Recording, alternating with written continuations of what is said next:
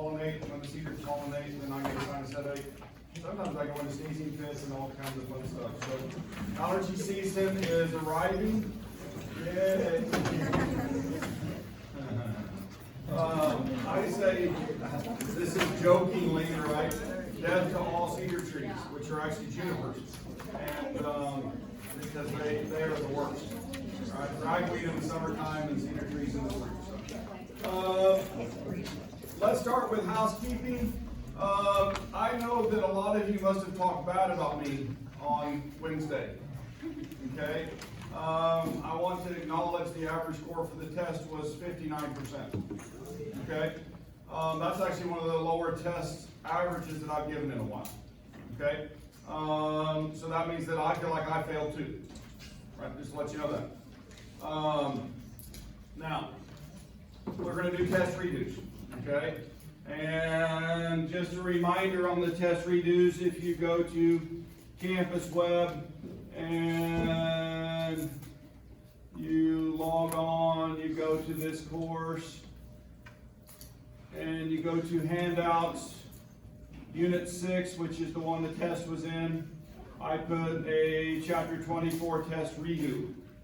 And so I want you to print that. Okay?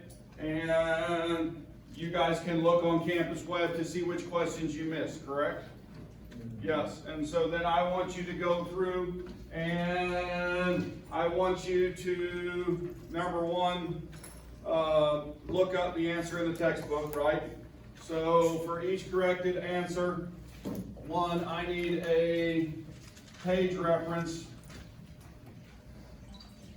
And just put a reference for the book right up front or at the end, one or the other, okay? So I want the full reference for the book, but after that, then just do the page number. Does that make sense? So page reference for topic. Now, the next thing I would like is that you read that. Interesting thought. Now, I can't point you to do that, but I really would. If you missed the question, then most likely then you need to strengthen that, right? That's why we're doing this. All right, so I need a page reference. Two, I need an explanation why your answer was incorrect. Right? And then an explanation of the correct answer.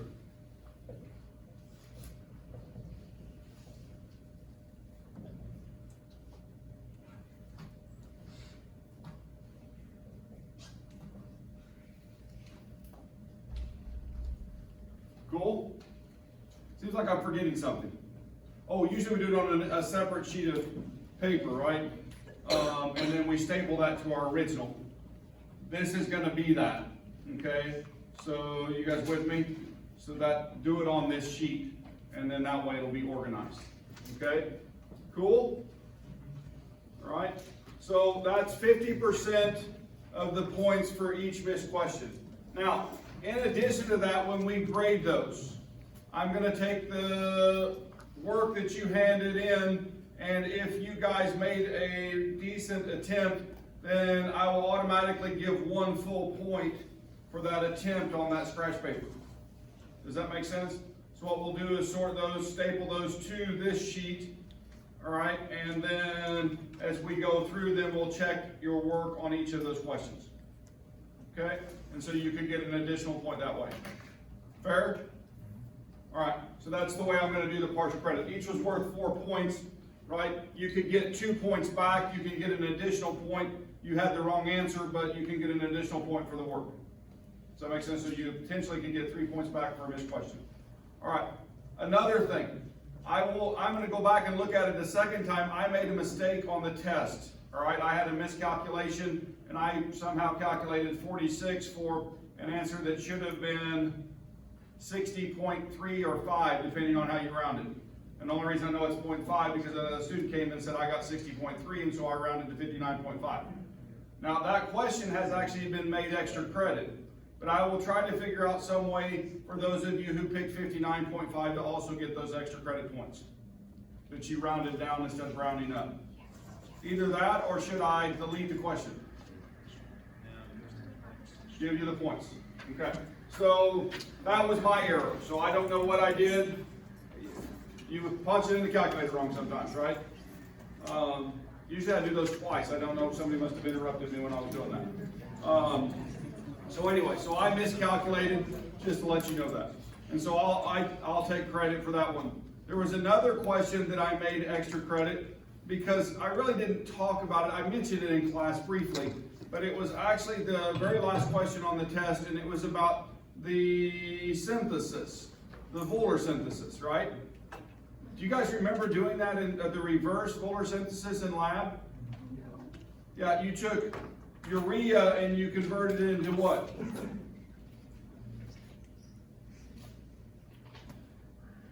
Potassium cyanate.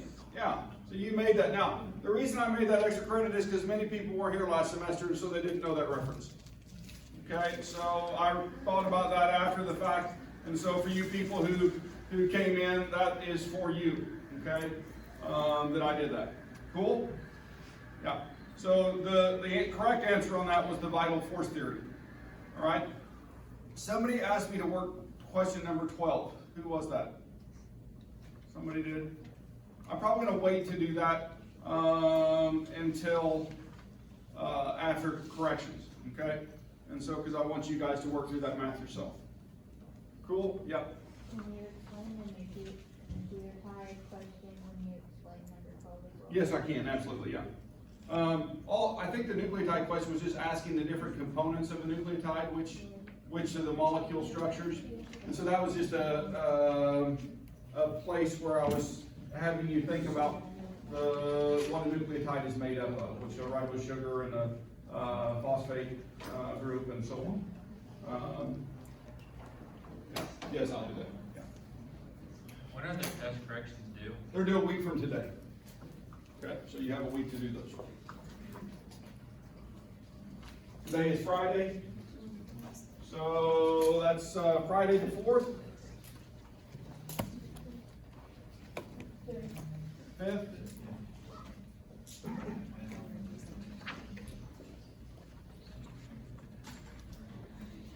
3, 5.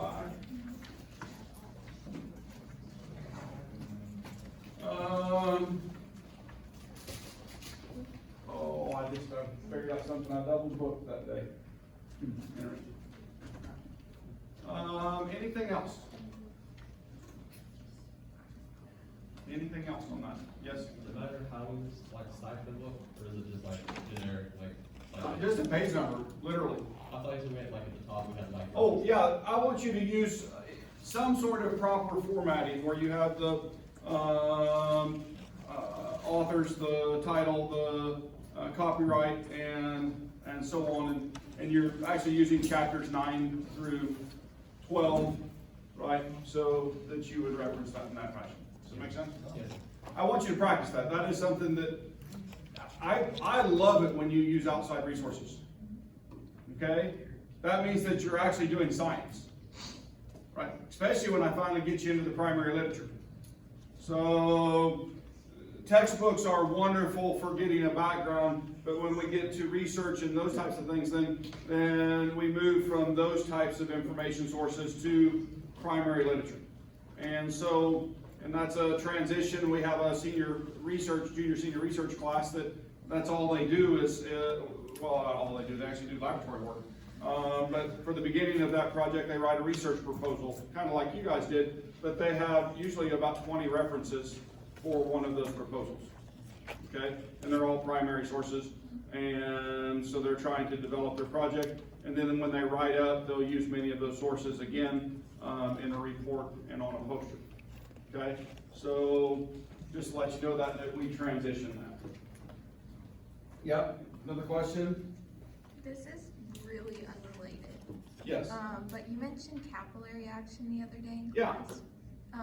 And I'm in botany right now. Yes. And according to my botany class, it's no longer the leading theory on how plants transport water. Oh, it's not?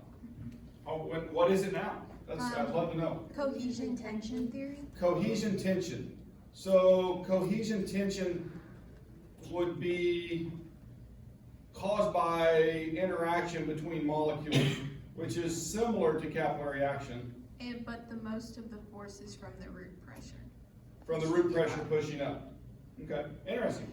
All right, I thank you for that. I'll try to switch my brain over to manage that in that way. And I'll actually go read about it too, so I can learn that. Cool? Now, everybody get that?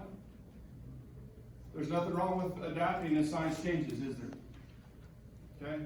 Does that make science, actually, this is a great moment to do a little Dr. Garrison right here. When science changes, does that mean they were wrong? It's an interesting concept. Should we not trust science because of that? Because science can change? It actually opens the possibility that leading theories are incorrect. It leaves open the possibility that leading theories are incorrect, so that means that we also have jobs as scientists, right? So we can go prove that the new theory is better. It better answers the question. But I think that it's philosophically, it's the intent, isn't it? We intend to give the best answer that we can give, you guys. And in fact, based on the current knowledge, then that was correct at the time. Yeah? And as we grow our scientific knowledge, we're moving what I call into the information age, right? And so as that ability grows and we learn new things, then we adjust that. I think that the way we view quantum mechanics today to the relationship with the rest of the universe, I still think there's work to be done there, right? I don't think that is fully covered where it overlaps. And so I think that what I have counted you wrong for on tests will change. Okay? That's happened over the entire breadth of science. As we teach science, for what we now know to be true, we have counted our students wrong on for year after year after year. And so I learned it as capillary action, right? And now if I took the modern biology test, then I would miss that question, wouldn't I? So, but be thankful that it grows, but that also means as a scientist, what do you have to do? Ask questions. Ask questions, accept change, and learn. You never stop learning. We want you to be independent thinkers, as well as scientists and people who are excited about the change. Okay? So just throwing it out there just as a thought. You know I do that every once in a while. I can't help myself. And so I once taught a course, it isn't offered anymore. It was called Changing Ideas of Science. It was an IDS, interdisciplinary study, and it had physics, chemistry, biology. We started with the atom, looked at plate tectonics, stars, evolution, and then we looked at faith in that relationship and how faith works. And I loved it. It was a wonderful class, taught at a 100 level, no lab, and the conversations were wonderful for me. Does that make sense? Yeah. So anyway, if we offer that again someday and you see it on the catalog, think about taking it. Okay? I know it sounds weird, but it's just as an elective, it wouldn't do you any good otherwise. Okay? But it connects a lot of things. We were talking about alcohols, and in fact, I think a lot of my student workers who are in here study functional groups and know those very well, and that will help them very much on the next test. Okay, so next quiz and test, because we're going to have all of those on there. And so, but talking about alcohols, I can't remember which slide we stopped on, but going back, methanol has 1 carbon, right? Ethanol has 2 carbons. Propanol has 3 carbons. When it's 2-propanol, what's the common name? Isopropyl, right? And the other would be N-propyl alcohol. So when it's on one of the N carbons, right? If I have two alcohols, then I have ethylene glycol. Okay, that's what I would call it. That's the common name for it, but 1,2-ethane-diol, di being two alcohols, right? You guys with me? Yeah. And so anyway, there are all kinds of molecules out there. Now, this is showing something that's very interesting, okay? This is showing a language thing, okay? And the first one up here is, the example is 1-butanol, right? And so if I look at 1-butanol and I go to that top picture where the R is on there, you guys see that? That R is representing a carbon chain. So the carbon chain that it's representing for the example molecule is that CH2, CH2, CH3. You guys see that? If I went to an additional carbon, what would it be? If I added one more. Instead of but, what would it be? What's after but? Pent. So pentanol, right? You guys with me? And then that red would have one more carbon in it. Okay, you guys with me? If it were pentanol. So I can make a carbon chain of any length there. And what I'm doing with that R is I'm showing that no matter how many carbons are out there, whatever's out there, then what we have there is a primary alcohol. Okay? And if I move over one and I look at this one, what do you guys notice? That there's two carbon chains attached to that carbon that has the alcohol on it. You guys see that? And so when I have two carbon chains, I could have one carbon, two carbons, three carbons, doesn't matter, all right? That R is showing that. When I have two of those, it's considered a secondary alcohol, right?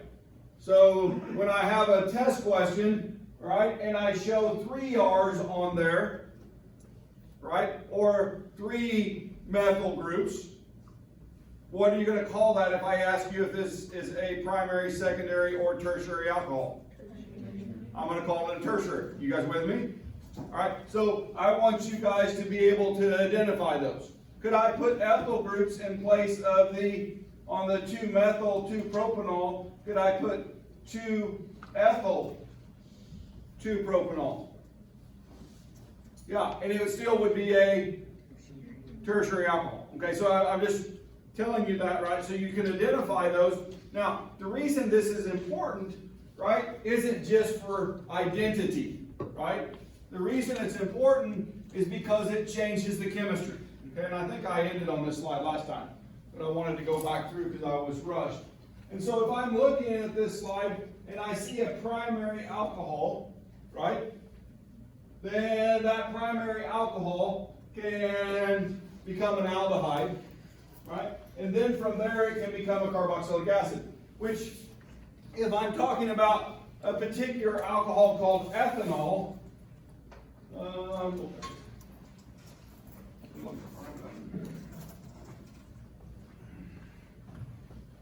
this is really important in metabolic process.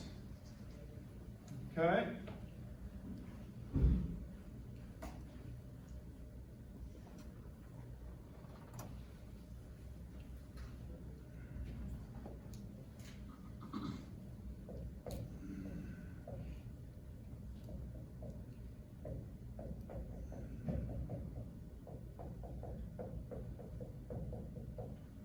So if I oxidize this with our liver enzyme system, right? If I oxidize that with our liver enzyme system, then what's it become?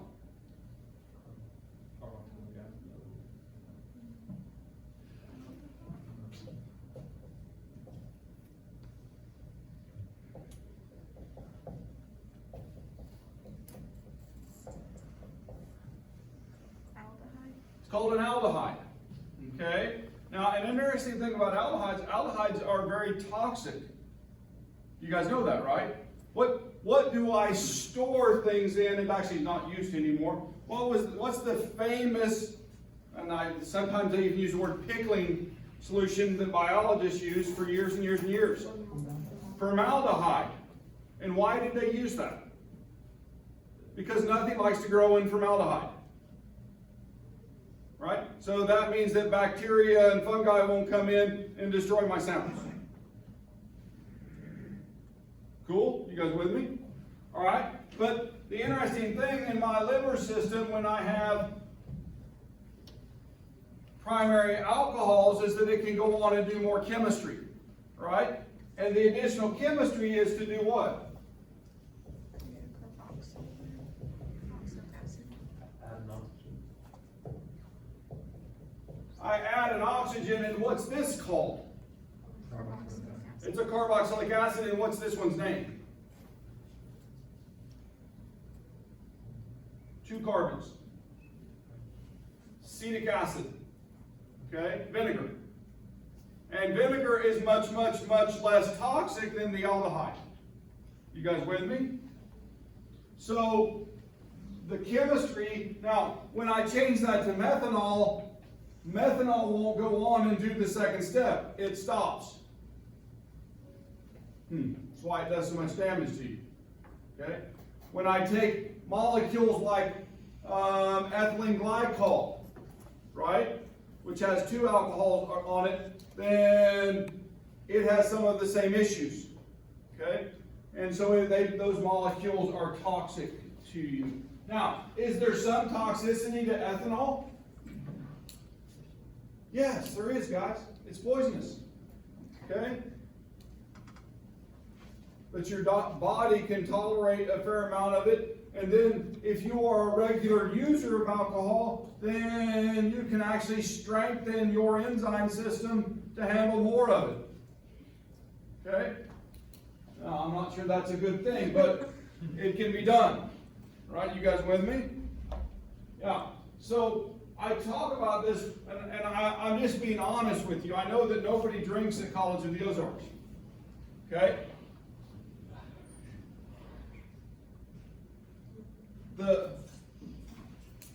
Maybe a misstatement. Okay?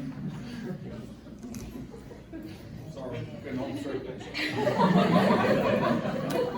So, but for people your age, you need to know this. Okay? That when you imbibe huge amounts of alcohol all at once and you don't do it regularly, then you really run the risk of killing yourself or doing permanent damage to yourself. Okay? I'm not saying that in your life you're not going to make choices to do that, right? But what I'm saying is that you should be aware that because of the chemistry, it's toxic. Okay? And if you don't have the body that's conditioned to handle that, then it can cause permanent damage. And you should know that. Okay? People should say that out loud. We're sheltered here. Okay? We're sheltered here and protected from a lot of that in a very good way. But when you graduate, you're going to go into the real world. Okay? Most likely. And not be sheltered. And you'll have choices to make. And just remember to make good ones. Right? That's all I'm saying. Okay? So I just want to throw that out there. Now, if we look at a secondary alcohol only goes to, now notice this is very similar to the aldehyde, but it's not the same. You guys, what's the difference between the ketone and the aldehyde? Look at the structure. There's a carbon chain instead of hydrogen. There's a carbon chain on both sides. Now wait a minute, what do we call C double bond O? Right? What do I call that? Now, I'm showing this as an aldehyde also, but if I'm just talking about that, what is it called? There's a name for it. Carbon monoxide. Carboxyl. It's a carboxyl group, right? And so Dr. E's going to be talking about the carboxyl functional group when he's in organic chemistry, and he'll be saying the chemistry, and if you don't know that, then you won't be able to do what I do now as I look at that structure. Now, the reason I know that one in particular is because I got to organic chemistry, and my organic chemist who was teaching organic chemistry immediately started talking about carboxyl groups, and I had no idea what that was. I sat through a whole lecture having no idea what he meant.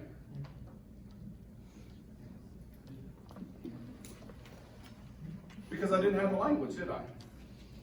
Right? And so that's really important that you know that. But when I have an R group on either side of that carboxyl group, it's called an aldehyde. If I change one of those to a hydrogen, then what's it called? An aldehyde, right?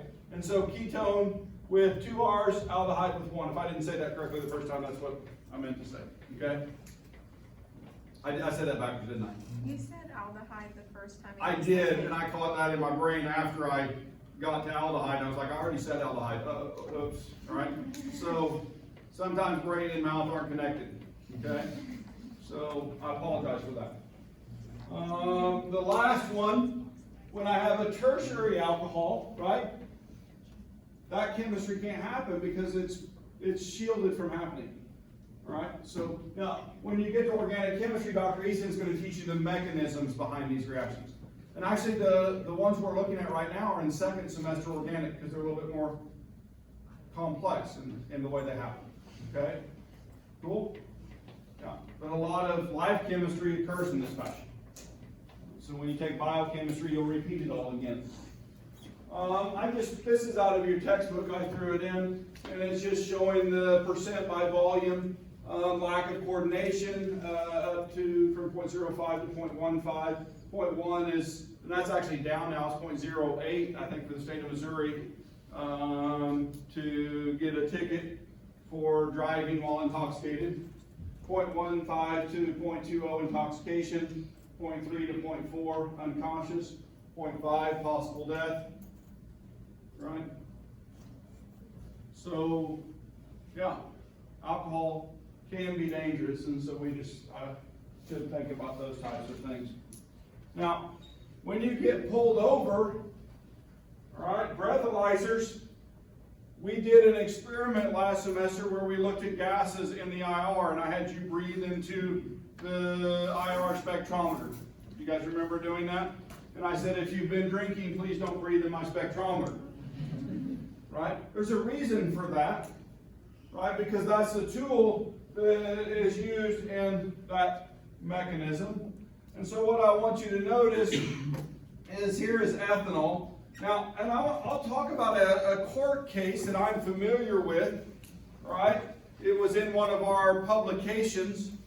But first I want you guys to look. Now, these are flipped over from the way the IRs are presented in by our instrument, okay? So these peaks are actually going up. You notice that? Our peaks are valleys, okay, going down. But if you mentally flip those over, do you remember carbon dioxide? And it had those really big peaks going down. Well, there they are, right there. This one at about 3,500, and this one a little over 2,000. And so those are very distinguishable. Okay, right? You guys with me? And then if I go up, you notice ethanol right here. And that's very distinguishable. Right there at 300 is the, or 3,000 is that OH group. Okay?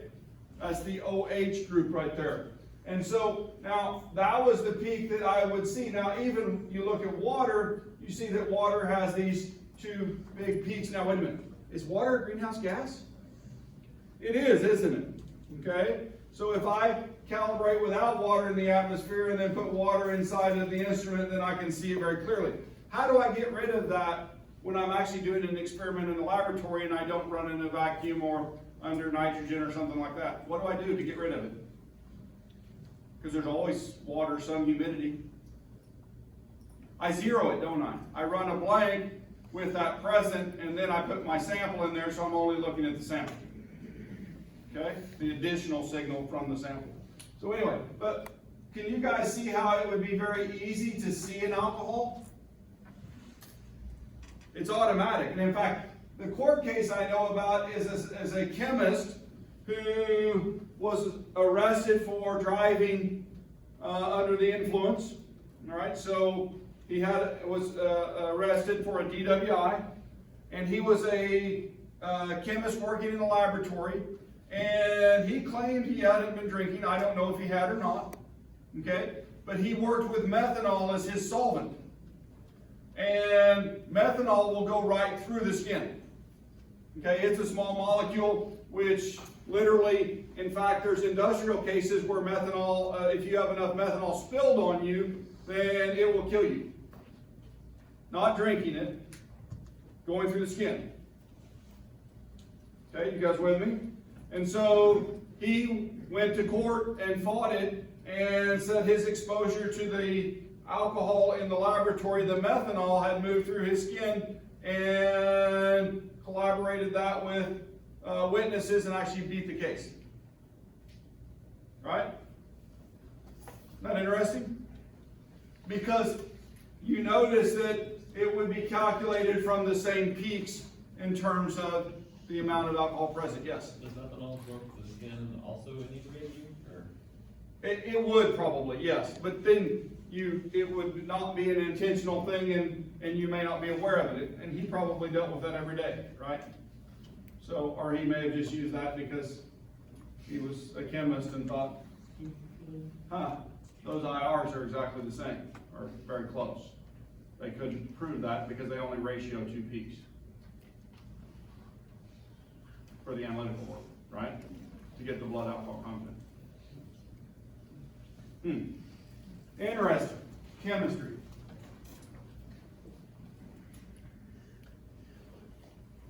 Other molecules that contain alcohol. So we're moving into a little bit of biochemistry. I'm just going to show some examples. I'm going to talk a little bit about this molecule in relationship to this molecule. And so if I'm looking at this, then we see an alcohol group. This is a benzene ring, right? You guys see that? So that circle is in there because those bonds can move on that. The double bonds can rotate or resonate around that ring. We see another benzene ring here. Now, these are not, okay? This is planar, and those have the classic zipper bends in it, right? And so these molecules have shape. And so now here, down here, this is 2 benzene rings and a couple methyl groups there in the middle, carbon right there. And so if I'm looking at this, the 2 alcohols are on that outside edge. This molecule mimics that molecule. All right, bisphenol A. Have you guys heard of it? BPA? So where was BPA found at? What did we use it in? Wasn't it in like plastics and everything? Plastics, plastic bottles, plastic toys, everything. It's a plasticizer, okay? And what that, by definition, means that it helps keep the plastic soft and malleable so it doesn't become brittle and fall apart, polymer fall apart. And so it was used as a plasticizer in the industry for a very long time, and there is some evidence that this molecule mimics estrogen, right? And so it actually affected species that was found in higher concentrations of life to change their sex, right? There's an argument that us humans, right, it would have affected us, women less than men, right? So we may just be a little bit more feminine because of our exposure to that molecule. Kind of interesting, isn't it? So, as chemists, when we find out these things happen, what do? Change it. We change the chemistry. We try to make it better. Now, does that mean the solution will be better? I go back to the tetraethyl lead, right, which was bad. And then we went to MTBE, which now is being found in groundwater. So we're shifting to other molecules to make fuel safer. But what would even be better? Move away from gasoline. Okay? And then you don't have the risk of any of those. Interesting thought. So, and then electrical fields that are magnetic fields that are generated by the electrical motors are going to get us? I don't know. Probably not much evidence. All right, now, another thing I want you to notice is this is estradiol, and there's an OH here and here, right? But if I move to estrone, what do I notice? One of those alcohols has become a what? What's the name for it? It's a carboxylate, right? Carboxyl group would be actually a better word. There's a carboxyl group, but there's a different name. I taught you the name just a few minutes ago. It's musical. Ketone, right? Because there's an R group, there's an R group, oops, there's an R group, there's an R group, and then there's my carboxyl group. So that's a ketone. So the only difference between the two molecules, now does that change the chemistry? Yeah, it does. And the purpose of these is two different functions. Now, I want you to notice something else, right? What do we see down here? This is testosterone. That alcohol is still there, but this one has become what? A carboxyl, and it's a ketone. So the difference between women and men are that one, not completely, right? But in terms of the way we develop, is literally that one relationship and bonding. That's amazing, isn't it? Now that, and this is no longer an aromatic ring. So it changes the structure of the molecule. Chemical signals, right? Chemical messengers cause function, cause different levels of muscle mass and those types of things to form. Development of structure. It's kind of cool, right? Chemical bonds. All right. Here's another large molecule. You guys recognize that one? Just because you read the name right there. That's cholesterol, right? And so if I'm looking at that, do I see some similarities in this molecule and the previous page? Mentally, if you go back, what's different right here? There's no ketone and it's not aromatic, right? It's all single bonds. And so this is a different structure, right, shape than the ones on the previous page. Even though it looks the same looking across there, right? The position that alcohol ends up in changes. And in fact, there's two different positions there. When we looked at that chiral molecule on the test, right?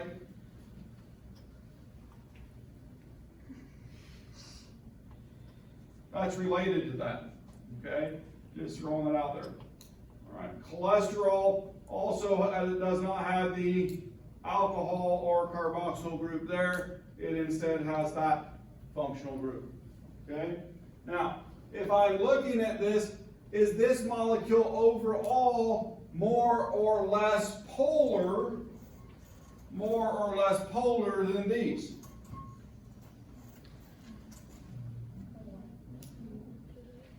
These would be more polar, wouldn't they? Because they have two oxygens, right? And those oxygens are more electronegative, so this has polarity on both ends of the molecule, where if I'm looking at this one, you notice this is basically fatty from here over, right? And so very non-polar on most of the molecule. Right. Little things like that make a difference, guys.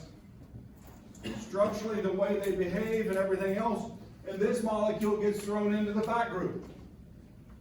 Okay? Even though fats are what?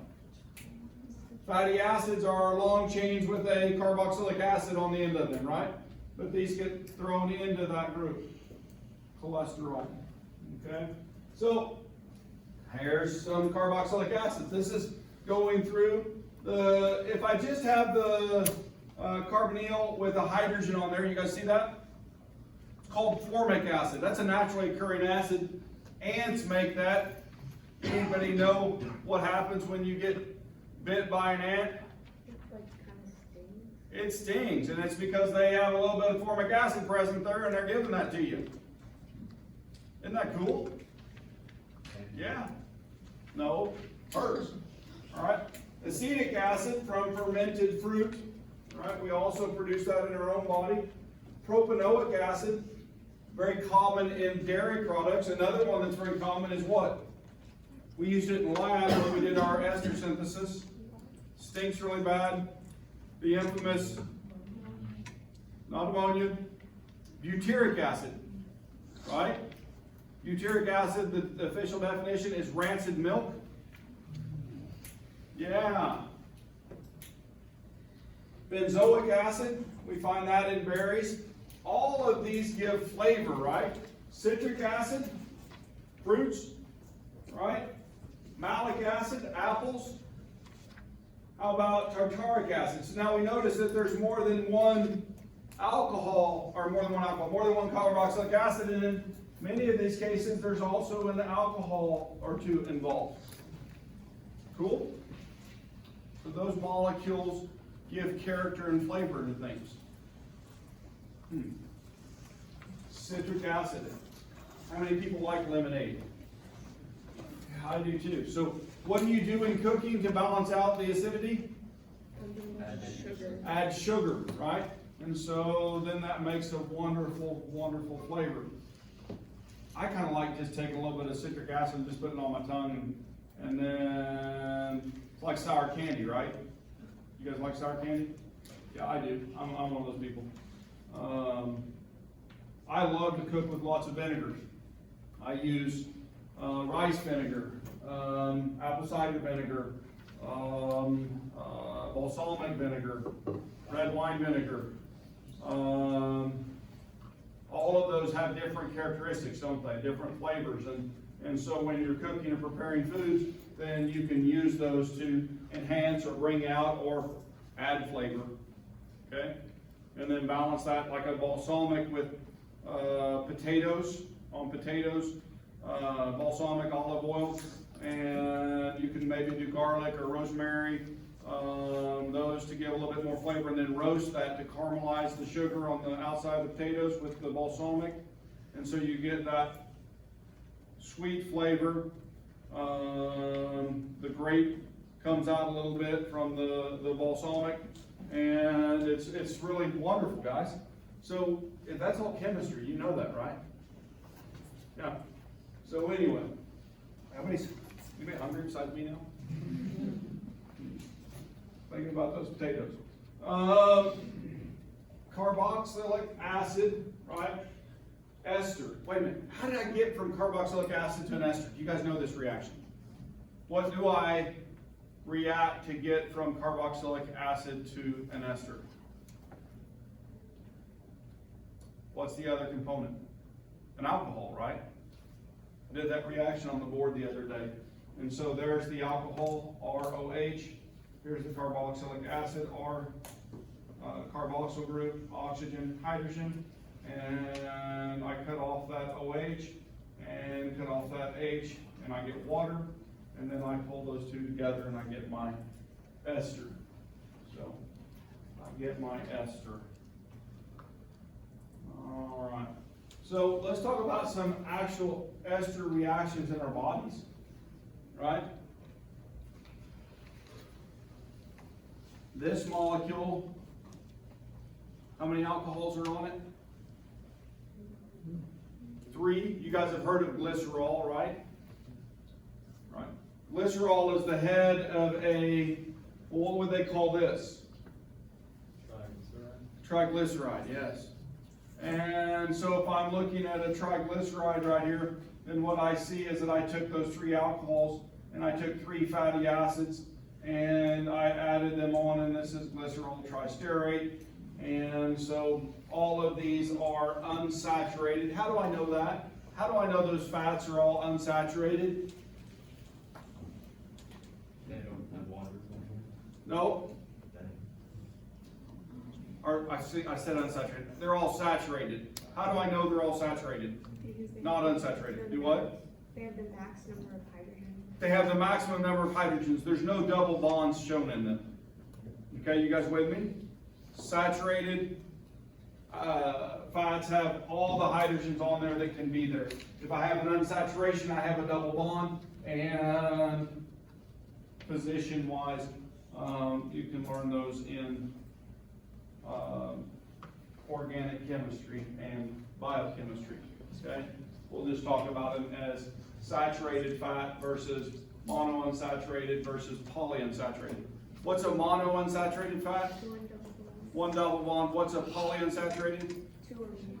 2 or more, right? So this is showing different fats, okay? And it's showing from highly unsaturated, down to saturated. Okay? Now, I'm going to make an argument right now that some of you may not agree with because you love to use coconut oil to cook with. Okay? Coconut oil has wonderful flavor. I'm telling you, it does, and it has aroma to it, which is very, very nice. But if I'm looking at it, it's 92% saturated. Saturated fats, well, in fact, if I bake with that, then the freshness of the cookies will remain much, much longer than if I'm using canola oil. Right? That's the truth. And in fact, manufacturers know that, and so they use a lot of saturated fats to cook with. And in fact, they'll even take some inexpensive fats up here and they'll put them into a process and they will partially hydrogenate those and get rid of the unsaturation, because those unsaturations oxidize, right, much more readily than a saturated fat. And when it oxidizes, it becomes stale to the taste, right? And so instead of having a month-long shelf life, or, I mean, they used to argue Twinkies would last through the Armageddon. It's not true, people have proved it. But, yes. Does that mean somebody nuked the cookie? No, I think that they just aged them and they did not retain their wonderful characteristics. Yeah, so I think that's what happened. So, yeah. Little Debbie fats, which I grew up loving. Anybody else love Little Debbie? Yeah. You guys realize they're partially hydrogenated, the fats that they use in those, right? They make them as inexpensively as possible. This is not a crash on them. It's on all the manufacturers that did that. Now, we're better at the chemistry, and the unsaturations don't cause trans fats anymore. All right, those changes, partial hydrogenation, because we've changed the chemistry. But your parents' generation may have more heart disease because of the lack of knowledge of that, and you guys may benefit from the knowledge of the biochemistry today. Does that make sense? Yeah. So anyway, so which ones of these are you choosing to cook with? Coconut oil. Canola oil. Canola oil, safflower oil, sunflower oil, corn oil, olive oil. There's some evidence with olive oil in your diet, right? The Mediterranean diet, which has a whole bunch of fat in there, but they use huge amounts of olive oil, lots and lots of fresh fruits and vegetables, and that diet, well, it could be genetic too. They're still trying to make those connections, but people live much longer without cardiac health risk, even though they have high fat in their diet when they mix a lot of that in there. So there's evidence of that. I love it because of the flavor. Wonderful virgin olive oil is just amazing, okay? The flavors that you get from that. But I'm also an olive lover too, so don't use olive oil in your brownies. It will make them really funky. That's experience right there. Just tell me. All right, so I'll stop here, but this is another reaction, right, in which we're doing a synthesis and we're making what? Anybody see the OH group right there? And what's that functional group? There's a carboxyl in there, but there's oxygen, carbon, and there's an R on either side.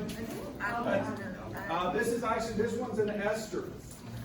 Okay, right there, that's an ester. There's no aldehyde on this one. All right, have a great day, guys. Have a great